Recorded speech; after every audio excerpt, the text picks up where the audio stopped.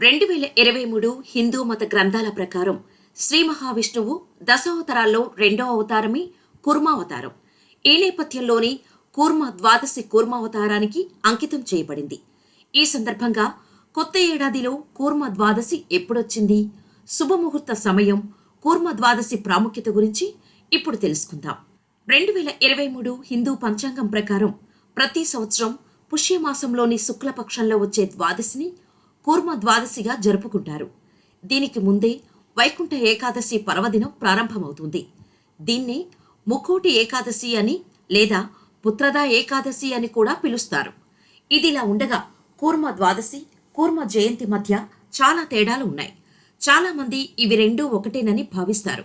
అయితే ఈ రెండు వేర్వేరు. ఈ పవిత్రమైన సమయంలో శ్రీ మహావిష్ణువుకు ప్రత్యేక పూజలు నిర్వహిస్తారు. అన్నిటికంటే ముఖ్యంగా మన తెలుగు రాష్ట్రాల్లోని శ్రీకాకుళం జిల్లాలో శ్రీ కూర్మనాథ స్వామి ఆలయంలో కూర్మ ద్వాదశి వేడుకలను ఘనంగా నిర్వహిస్తారు. కూర్మావతారాల్లో ఉండే ఏకైక విష్ణువు ఆలయం ఇదే.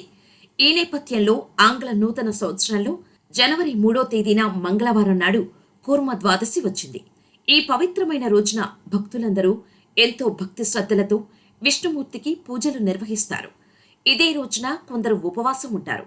ఈ సందర్భంగా కూర్మావతారం గురించి కొన్ని ఆసక్తికరమైన విషయాలను ఇప్పుడు తెలుసుకుందాం. కూర్మ ద్వాదశి రోజున తెల్లవారుజామునే నిద్రలేచి పుణ్యస్నానాలు చేయాలి. పుణ్యస్నానం చేసిన అనంతరం స్వామివారిని ప్రార్థించాలి. ఈ రోజున విష్ణుమూర్తితో పాటు లక్ష్మీదేవిని పూజించటం వల్ల విశేష ఫలితాలు వస్తాయి. స్వచ్ఛమైన ఆవు నెయ్యితో మట్టి దీపం వెలిగించి స్వామివారికి పండ్లు, పంచామృతాభిషేకం సమర్పించాలి. అలాగే విష్ణు సహస్రనామం, నారాయణ స్తోత్రం కూడా పఠించాలి. ద్వాదశి తిథి ప్రారంభం జనవరి 2, 2023 రాత్రి 7:30 వరకు. ద్వాదశి తిథి ముగింపు జనవరి 3, 2023 రాత్రి 10:19 వరకు. పురాణాల ప్రకారం శ్రీ మహావిష్ణువు అవతారాల్లో కూర్మావతారం చాలా ప్రత్యేకమైనదిగా పరిగణిస్తారు. కూర్మం అంటే తాబేలు అని అర్థం.